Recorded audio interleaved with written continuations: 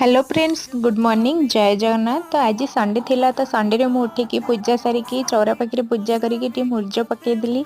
तापर पलि आसिली चा पीवाई। चा करके पी चा सहित बिस्कुट। तो ये ठंडा पड़े चा बिस्कुट तो हम बहुत कपड़ा थिला, कपड़ा सुखे देकी देखो अंकल आंटी गछ लगाउथिले।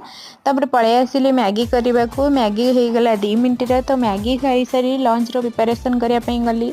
तो लंच रे आज टे पखाड़ खाइबार इच्छा थिला। तो पखाड़ सहित आलू चोखा थिला, आलू चोखा सहित टमाटर बैगन सेका थिला।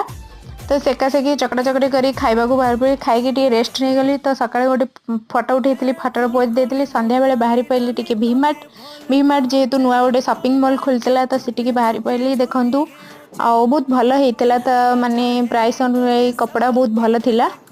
तो सीटू पलि आसी चा सहित पियाजी खाई देकी पियाजी राति पिठा खाई शोई पड़ी। जदि भल लगी था सब्सक्राइब करने को जमा भूलिए। रहुची। जय जगन्नाथ।